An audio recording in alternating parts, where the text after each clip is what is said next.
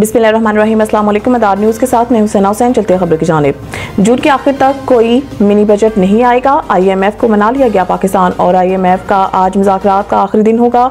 Technical session के बाद policy सतह के मुज़ाकरात भी आज मुकम्मल हो जाएंगे। ज़राए के मुताबिक IMF वफ्द के वज़ीर ख़जाना से मुलाकात शेड्यूल है, जबकि वज़ीर ख़जाना की तरफ से वफ्द के एजाज़ में इफ्तार डिनर पर भी मुलाकात होगी। मुज़ाकरात मुकम्मल होने पर वफ्द अपनी जायजा रिपोर्ट मुरतब करेगा, जिसके बाद एग्जीक्यूटिव बोर्ड $1 अरब की अगली किस्त जारी करने का फैसला करेगा। बजट अहदाफ और मौजूदा माली साल का जायजा आज भी लिया जाएगा, जबकि टैक्स शॉर्टफॉल और नए टैक्स अहदाफ के असूल पर ब्रीफिंग दी जाएगी। दोनों तरफ से इब्तदाई तजावीज़ को आज हतमी शक्ल दी जाएगी और मुज़ाकरात के बाद वफ्द वापस रवाना हो जाएगा। पाकिस्तान ने IMF के साथ सीर हासिल मुज़ाकरात किए। IMF के बेशतर अहदाफ हासिल किए गए और तमाम ज़रूरी मौशी डाटा फराहम किया गया। IMF ने सोलर पैनल्स पर रायतें भी ख़त्म करने का कह दिया और मौशी नज़्मो ज़ब्त पर सख्ती से अमल का मुतालबा किया गया है।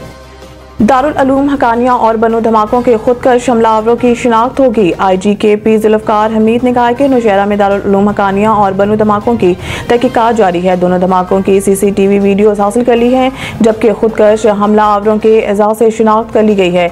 IGKP ने बताया है कि बनो वाक़े में इस्तेमाल होने वाली गाड़ियों की ट्रैकिंग भी कर ली है। वाक़े में गैर मुल्की असलहा भी इस्तेमाल किया गया है। असलहा की ट्रैकिंग कर रहे हैं, किस मुल्क से और कैसे आया। उन्होंने मज़ीद कहा है कि कुरम में हालात खराब करने वाले 100 से ज्यादा मुल्ज़मान गिरफ्तार हुए हैं। कुरम वाक़यात में अब दहशतगर्दी का अंसर भी शुरू हुआ है। कुरम के लिए अलग हिकमत अमली बनाई है। उम्मीद है अब कोई वाक़या नहीं होगा। IG खैबर पख्तूनख्वा का कहना था कि कुछ अरसे में कुरम में पायदार अमन कायम करने में कामयाब होंगे। सेफ सिटी प्रोजेक्ट की मंजूरी दे दी गई है। चंद माह में सेफ सिटी प्रोजेक्ट मुकम्मल कर लिया जाएगा।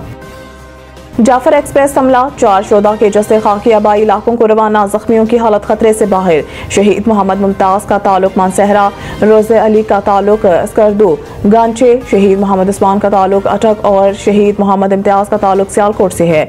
तमाम शोधा की नमाज जनाजा आज इनके आबाई इलाकों में अदा की जाएगी।